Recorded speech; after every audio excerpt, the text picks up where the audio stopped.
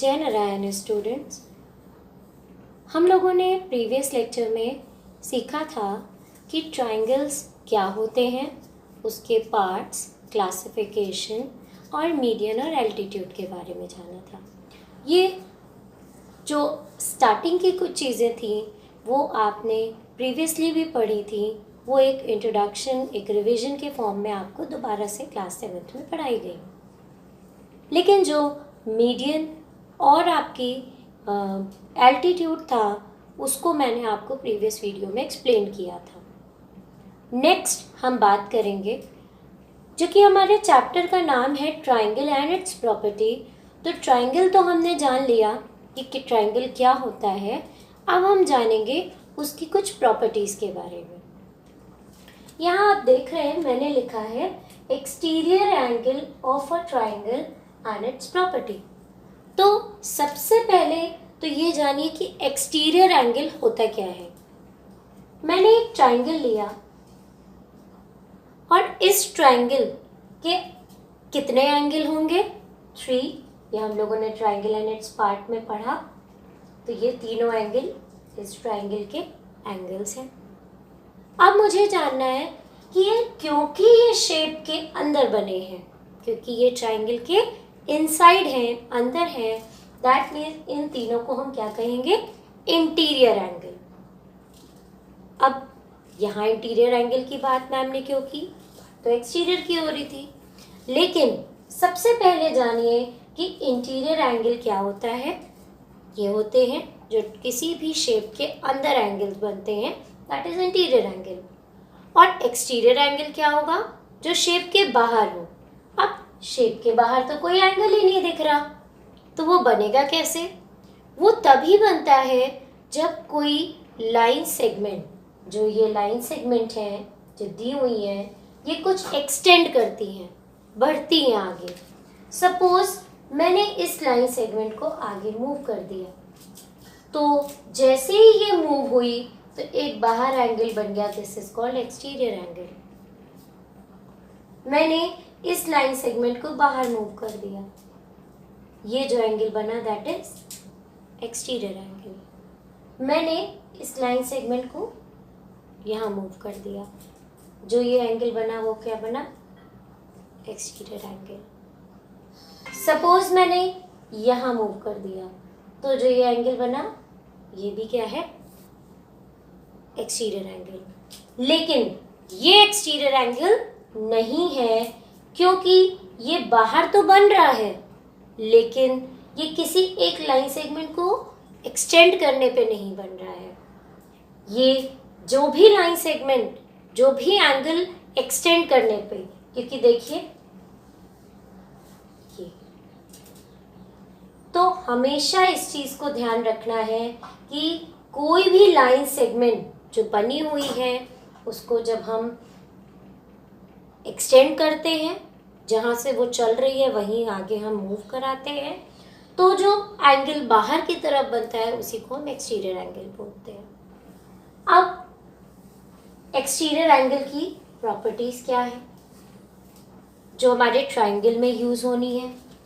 तो exterior angle की property ये है कि कोई भी शेप ट्रायंगल की उसके किसी भी एक साइड के को जब हम एक्सटेंड करते हैं तो जो एक्सटीरियर एंगल बनता है वो हमेशा जहां बन रहा है उसके सामने, यानी उस जगह को छोड़ के बाकी की दो जो जगह बचती हैं उनके जो एंगल की वैल्यू होती है उनको जोड़ के ये एंगल आता है।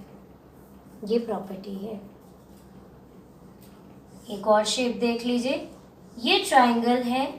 सपोज मैंने इस लाइन सेगमेंट को एक्सटेंड किया, this is your exterior angle. तो ये एक्सटीरियर एंगल किन दो इंटीरियर के बराबर होगा? जहां ये बन रहा है उस जगह को छोड़ के बाकी की जो रेस्ट 2 प्लेसेस ऑफ एंगल हैं इन दोनों के सम की। जैसे suppose this is 50 degree, this one is 70 degree, then this one is 50 plus 70 120 degree definitely. तो ये हमारी आज की प्रॉपर्टी है, क्योंकि ट्राइंगल के बारे में हम पढ़ चुके। आज हमने जाना एक्सटीरियर एंगल क्या होता है और उसकी प्रॉपर्टी क्या है। आपको जो क्वेश्चंस एक्सरसाइज में दिए हैं वो बेसिकली ऐसे ही होंगे कि जिनमें दोनों इंटीरियर दिए होंगे, आपको एक्सटीरियर निकालना है ऐड करके। हो सकता है एक इंटीरियर और एक एक्सटीरियर दिया हो तो आपको दूसरा इंटीरियर निकालना है। तो लेट्स मूव टुवर्ड एक्सरसाइज 6.2।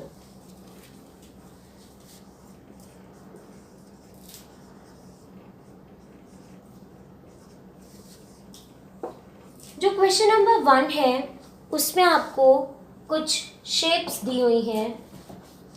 मैं एक शेप लेती हूँ,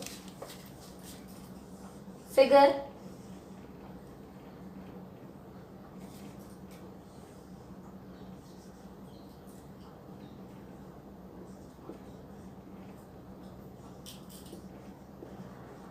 ये आपको दिया हुआ है।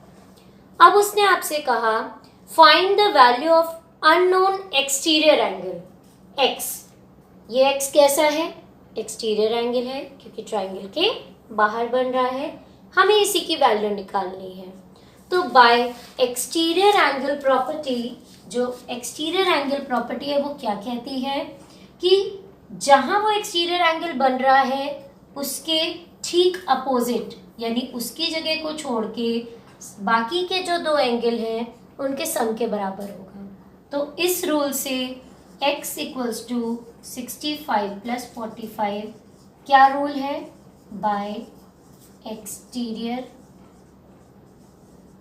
Angle property. So x equals to 110 degree. Degree का सिंबल ध्यान रखिएगा, बहुत छोटा सा, और नंबर के कंपैरिजन में वो बहुत छोटा होना चाहिए, लेकिन ऐसे भी नहीं होना चाहिए। आपको सर्कल ही बनाना है लेकिन छोटा सा।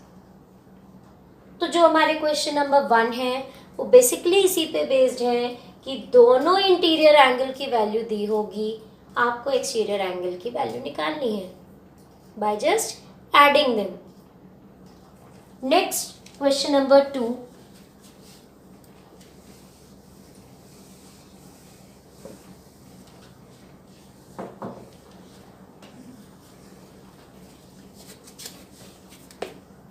क्वेश्चन नंबर 2 में आपको गिवन है, सपोज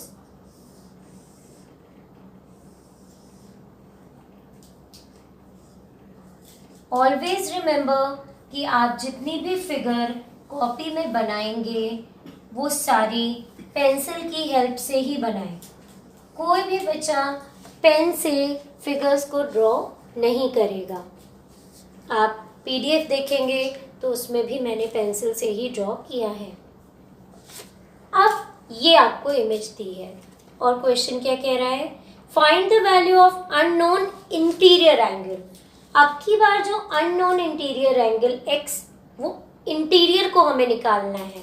मींस यहाँ पे दो इंटीरियर को मिला के एक एक्सटीरियर बनता है, लेकिन एक इंटीरियर दिया है एक नहीं दिया, लेकिन एक्सटीरियर की वैल्यू दी है। तो ऐसे सिचुएशन में कुछ नहीं करना है, आपको वही करना है जो आप करते हैं। आपको पता है कि इन दोनों को जोड़ने पे ये आएगा, तो आप लिखेंगे x प्लस 50 इक्वल्स टू 115। किस रूल से? Bye exterior angle property. Now अब ये आपका क्या बन गई? एक इक्वेशन। हम लोगों ने इक्वेशन चैप्टर अभी पढ़ा भी है।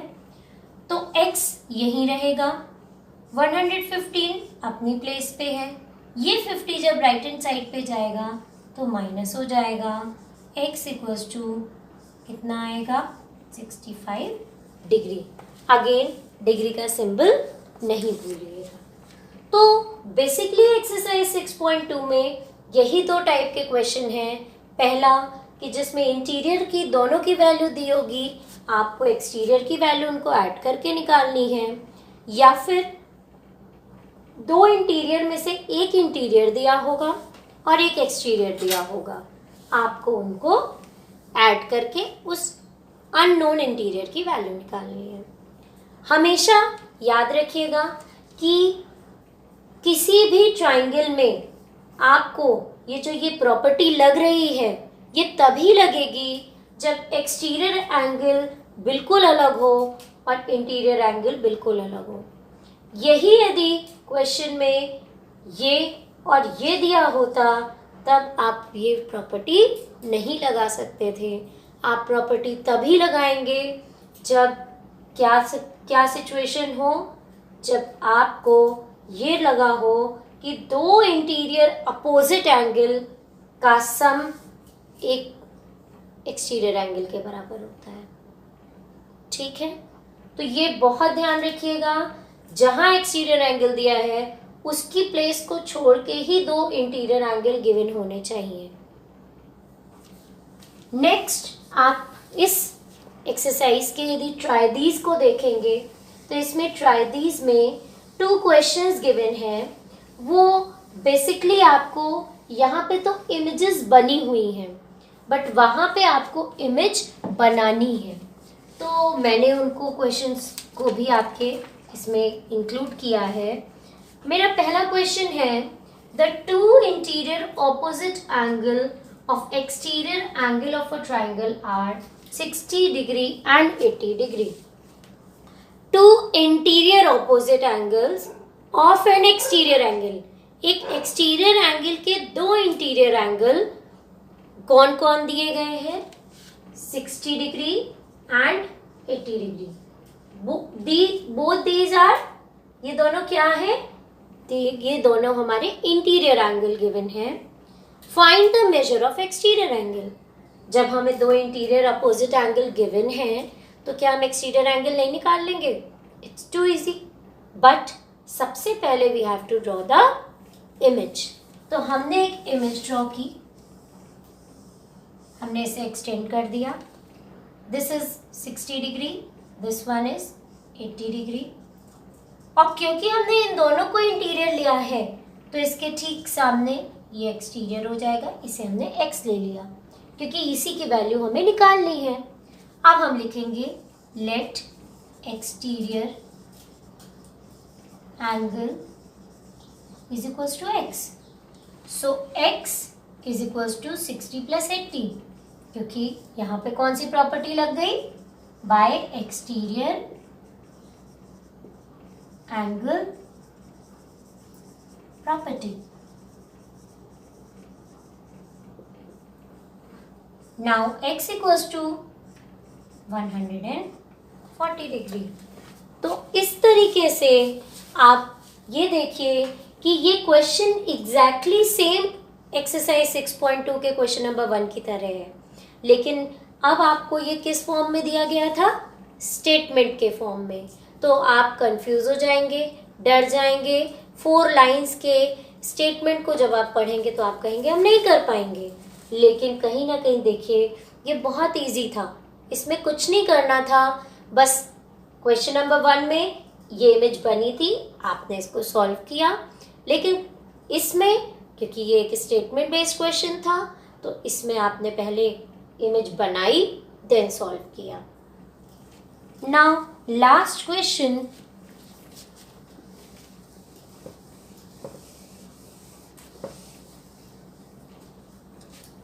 an exterior angle of a triangle is of measure 70 degree।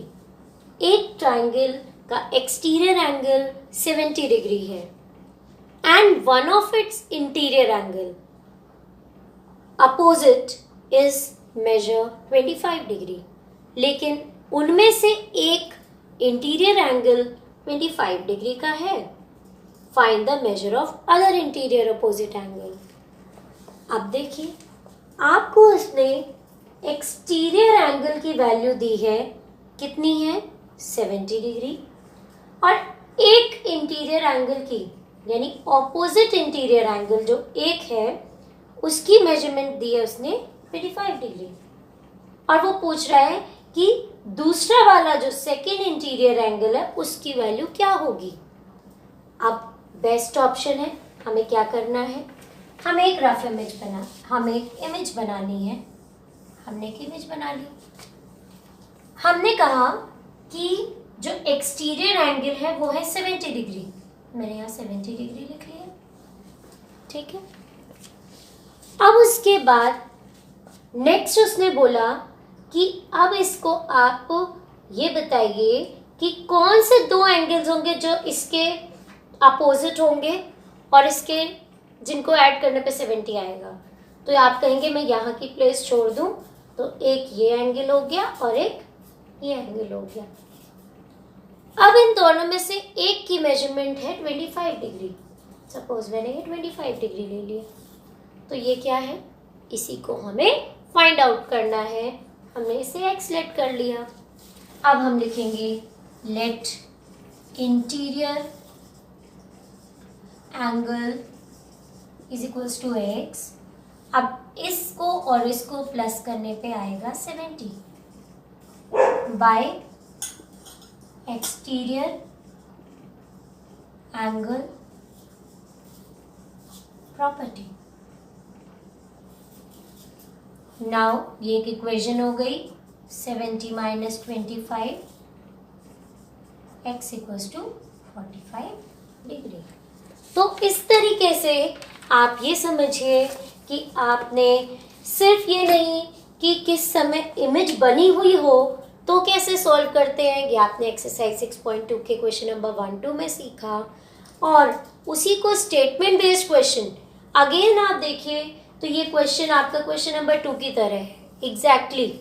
वहाँ पे भी आपको एक एक्सटीरियर एंगल की वैल्यू दी होती थी और इंटीरियर एंगल में से किसी एक की वैल्यू देता था।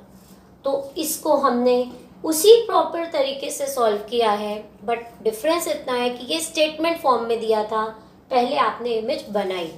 आप इमेज सही बनाएंगे तो आपका सॉल्यूशन सही होगा, इमेज गलत बनाएंगे तो सॉल्यूशन गलत होगा। तो इस तरीके से आज हमने सीखा कि किसी भी ट्राइंगल के एक्सटीरियर एंगल की वैल्यू हमेशा उसके अपोजिट, उसके सामने के दो इंटीरियर एंगल के सम के बराबर होती है। हम लोग इसको एक्टिविटी के फॉर्म में, क्लास टेस्ट के फॉर्म में इसकी एक छोटी सी एक्टिविटी फर्दर करेंगे भी, जिससे आप खुद देखेंगे कि क्यों ऐसा होता है, इसको हम लोग प्रूफ करेंगे। ठीक है, तो थैंक यू स्टूडेंट्स। जय नारायण।